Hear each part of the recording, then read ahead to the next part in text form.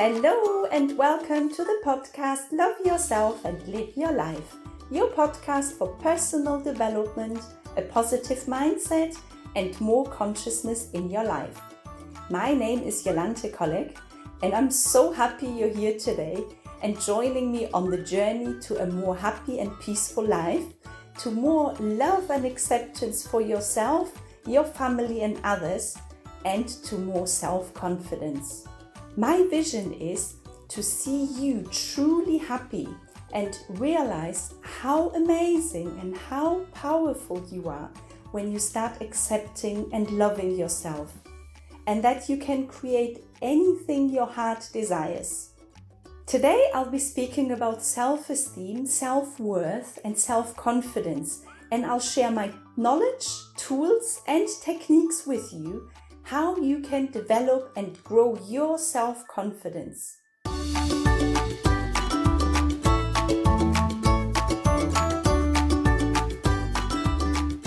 My daughter asked me yesterday, why is it that I am not as confident as some other girls in my class? And in that moment, I remembered, as I used to think myself, there are people out there, they are always confident. It's just me who lacks confidence. It's just me who has these judgmental thoughts in my mind and thoughts that put me down. Until I realized a few years ago that this is not true. It's absolutely not true, because I think that everyone has got these thoughts. I don't think there is anyone out there who is completely confident every single day, every single moment of their life. So when we look at the lack of self-esteem, what is happening exactly? The lack of self-esteem holds us back from accomplishing of whatever we want to accomplish in our life. And it causes us fear and anxiety. It creates thoughts like, I can't do this, I'm not able to do it, I'm not clever enough, I may do something wrong, and therefore we don't even try. And the lack of self-esteem also makes us really unhappy, especially in that moment when we lack of confidence and of self-esteem. So let's look at how can we develop a sense of self-worth, self-respect and self-confidence so that we can become happier with ourselves. The first thing we need to do is to stop beating ourselves up, stop bullying ourselves and thinking I am a bad person, I am not worthy, because that's exactly what is happening in our mind. So what do we normally do to make us feel better, to make us feel good, and to build our self-esteem? And there are different ways we are using. Some people use all of them, some people just use some of them. One of the ways is, for example, we go shopping. If we don't feel good and we buy new clothes and we buy new shoes, a new handbag, or we go to the hairdresser and get the hair done, or we get our nails done, or we buy some makeup and, just buy things, we start feeling more confident in that moment. We think we are wonderful, we are beautiful, we are successful. And that's why we are doing these things, to make us feel good in that moment. Or another thing that we do, and is quite common, is that we are absolutely obsessed with our bodies. And when you look at some men, they want to be muscular and look strong and be big, just to look, like a very muscular man. And as women, we want to be truly beautiful. We want to have this perfect body shape. We want to have the perfect size. We want to have the perfect nose, the perfect lips and the perfect eyes, the perfect bottom. And we just want to be absolutely beautiful. We want to be perceived as a wonderful person, as a beautiful person. Another thing that we do, we want to be seen as or we want to feel as a very popular person. We want to be seen as a good person, as a fun person, so that we get the attention from other people and we feel popular, and so that we get a lot of praise. Because once we receive the praise, once we receive the encouragement from others, it makes us feel good, it makes us feel valuable, it makes us feel worthy, and it builds our self-esteem. Or we try to do everything right. We try to do everything perfect, because again, if we do everything right, everything perfect, we will get praise. And again, therefore, we will feel much better about ourselves. Can you relate to any of those things? Or maybe you can even relate to all of them. And now let's think, does it work? Does it all work, what we are doing? It appears to work short term, but it's not lasting, because we keep trying, we keep doing all of these things over and over again, and these negative thoughts still come up, and we think unworthy, we feel unvaluable, and therefore we keep doing this again.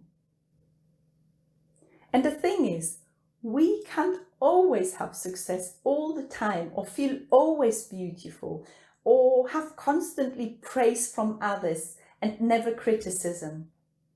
Our sense of self-worth is nothing else than a view. It's nothing else than a thought. It's just an idea. That thought that I am not good enough, that I am not valuable, that is the problem. It's not us. Because even if we think we are not valuable, even if we think we are not worthy, that's just a thought. So that thought is the problem. It's not us. There is nothing wrong with us. There is nothing wrong with you. There is nothing wrong with me. It's just a thought. And it's the thought that we need to let go. And it's the thought that we need to change. And I don't think that any amount of attention, any amount of beauty, any amount of success will heal our self-worth, because it will never be enough. My daughter said to me a few days ago, she doesn't think her body is beautiful. And as a mother, of course, you start worrying. You think, okay, what can I do? What can I do to change her thought? Because her body is so beautiful. So I asked her, what will need to happen for you to believe that you do have a beautiful body? Because I can tell her 100 times, 1,000 times, and she will not believe it. So she said to me, if 1,000 people will tell her that her body is beautiful, she will start believing this. And then I thought, I even think 1,000,000 people could tell her. It could even the whole earth, all people on this earth tell her that she has a beautiful body, but she will still not believe it. She will not believe it, because it's still the thought that she will have. So it's the thought is the problem that she will have to change. And that applies to all of us. We have to change our thought. We have to change the thought. The thought is the problem. The thought is the one that makes us suffer. The thought is what makes us think we are not valuable and we are not worthy. The thought is the problem. Because we are identifying ourselves with the thought. We think it's true what we are thinking without questioning it. So that's the problem. The problem is really that we believe the thought. We identify ourselves with the thought. As children, we were told you have to be like this, you have to be like that, you have to be different, however we are. And that's how it started. That's how we started thinking we are not right the way we are. We are not good the way we are. Because if you were a very active child, you were told be quiet and sit down. Or if you have been loud, you were told be quiet. If you were shy, you were told you have to open up and speak. If you were, I don't know, if you just said what you thought, you were told you don't have to be rude, you have to be kind. If you were angry, you were told not to allow your emotions. Don't be angry or don't be sad. We have been always told to be different of what we are, of what we were. And we were getting the message and we started thinking, we are not right the way we are. I am not good enough the way I am. I have to be different. I have to be better. I have to be perfect. Because the way I am, I'm not good enough. I'm not being accepted. I'm not being loved. And as a child, of course, we wanted to have the attention, because attention meant for us love from our parents. Without the love, without the attention, we will not survive. So we started creating that thought from the young age, we are not good the way we are, and we still carry on this thought with us.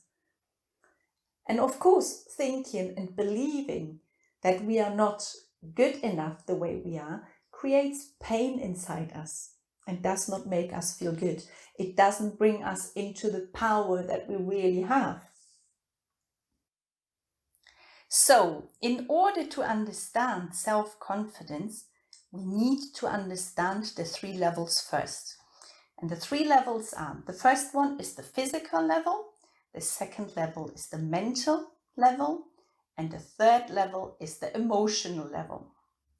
So for the first level, we need the physical level, we need to change our body pose. We need to use our body. And the interesting thing here is the feeling of our self-confidence has something to do with the hormones. 2 of the most important hormones, the cortisol, which is the stress hormone, and the testosterone, which is, well, it has the opposite effect of the cortisol, of the stress hormone. And it has been shown in studies that through an upright posture, the testosterone levels, they rise, and the cortisol levels, they drop. So how does it work? It's very simple. When we take on an upright posture and we open up the chest, we have a straight back and the shoulders go to the back. So it's exactly a posture how you imagine a confident, a very powerful person. If we take on that posture, that means that you make yourself more confident simply by changing the posture. And our bodies, they work 2 ways. You may already know the first way, that our emotional state reflects our outer state, our body, our posture. And that means that when we feel sad, or we feel anxious, or we feel at fear, that reflects in our body. You can imagine, your shoulders hanging down, you make yourself small, the head goes down. But when we feel good, when we feel happy, when we feel strong and confident, our body automatically rises up. We make ourselves tall, the shoulders go to the back, and the head goes up, and we look like a confident person when we feel good about ourselves. And the interesting thing here is that it does work the other way around as well. So if you stand straight with the straight back, with the shoulders back, the head up for 2 minutes, you will start feeling more confident. So it is called the power pose. So if you take on the power pose for 2 minutes, you can do it in any situation, whenever you want to feel more confident, more self-secure, before a meeting, before a speech, before a date, or just every single day as well, before leaving the house. Because it has been shown, it has been proven that the outer shape, when the outer shape changes, it changes our emotional state. And what also helps is to smile. Something changes in our body. So use your body, because we have been given this body. So use the bodies.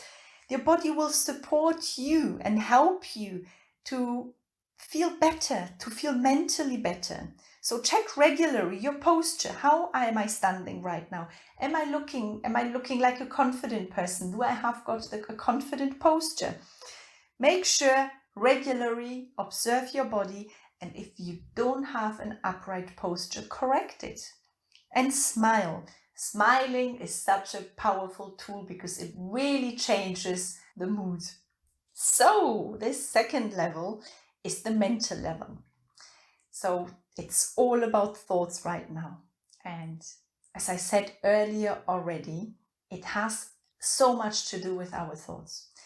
We don't realize, but we keep telling ourselves constantly stories. We are telling ourselves lies. We bully ourselves. We tell ourselves that we are not good enough, that we can't do things, and therefore we put ourselves down. And all the stories we are telling ourselves throughout the day, they are simply not true. They are not true. And as I said earlier, these thoughts, we have developed them at an early childhood, mainly through our parents or other social contacts. And as I've said earlier, first of all, we have been told by people not to behave a certain way, but also as children, we learn from observing, we learn from seeing how our parents behave, what do they do, how do they react, and we take on all their behaviors. So if your parents were themselves very fearful, if your parents lacked of confidence, we have taken it on unconsciously. We have observed and we have just simply copied them. So we have decided at a young stage as well, I can't do this, because we've seen it as well from others. We have accepted and taken it on unconsciously, the thoughts, the patterns, the beliefs from others, and mainly from our parents. And today you are learning consciously that this is not you. These are not your thoughts. This is the sum of your experiences, how you were brought up.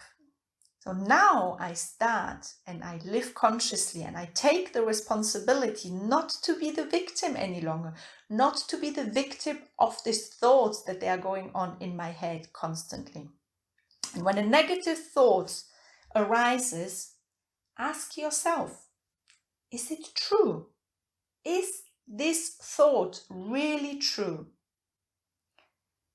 And most of the time you will see it is not true. And I can tell you, this thought is not going to be true. Even if you think, well, yes, it might be true because, no, it is not true.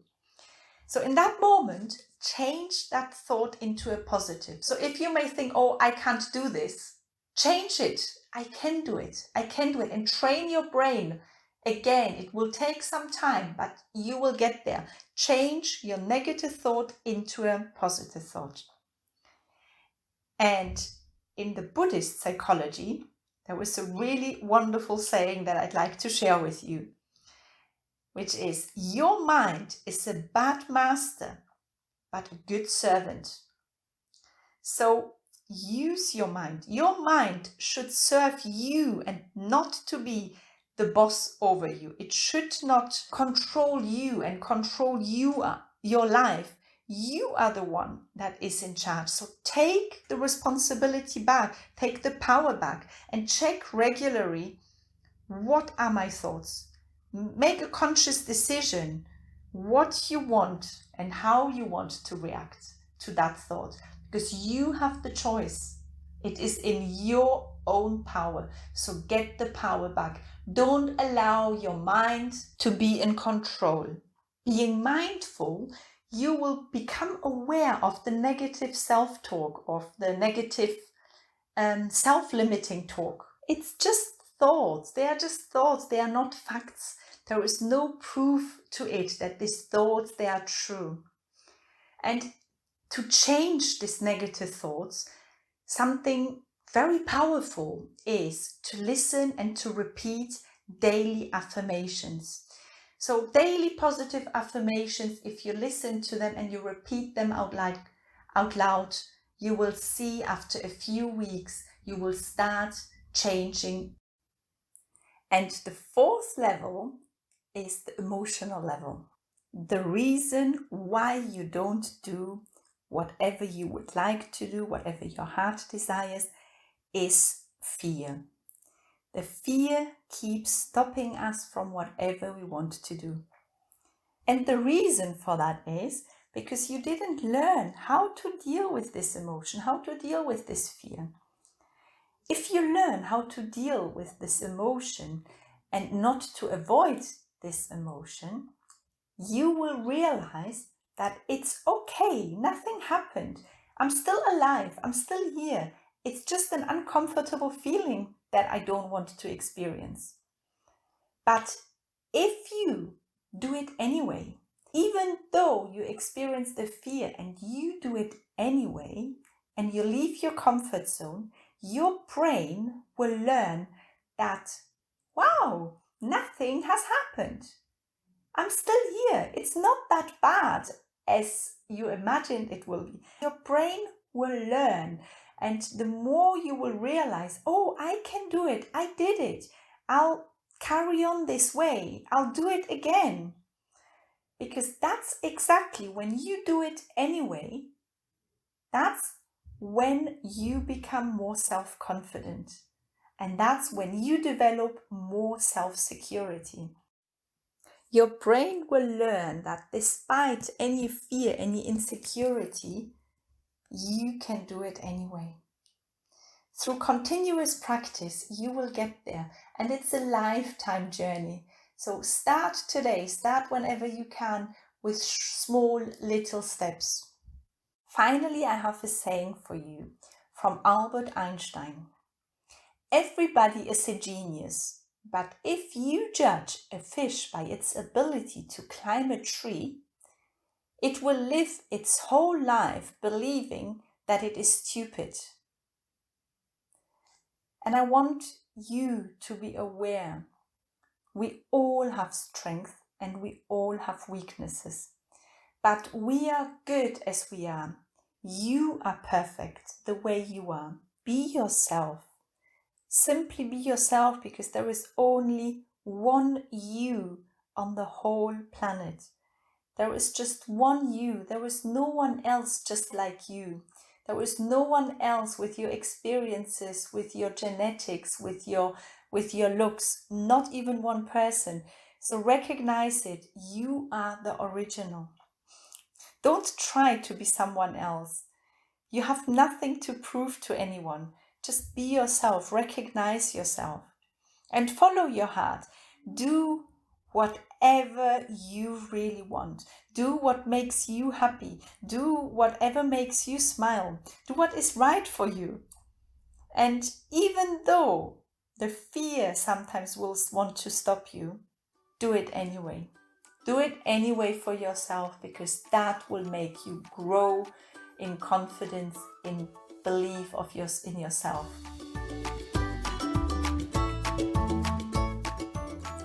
I hope you enjoyed this podcast, and I hope my tips have helped you, and I really hope you can grow in self-confidence, in self-esteem, and realize how precious you are, how valuable you are.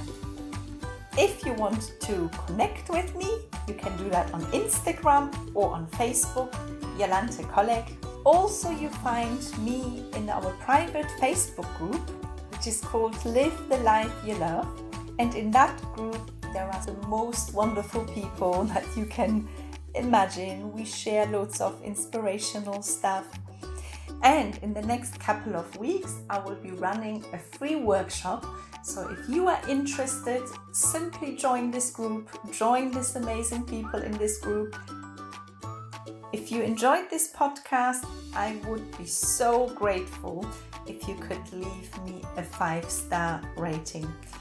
And if you subscribe to my channel, you will receive every week a new podcast from myself with more inspirational tools and methods. Next week, I will upload a meditation to grow in self-confidence. So check out, when you subscribe to the channel, you will receive every notification. So have a wonderful day. Thank you very much for listening to my podcast. Take care. Loads of love. Your Jolanthe.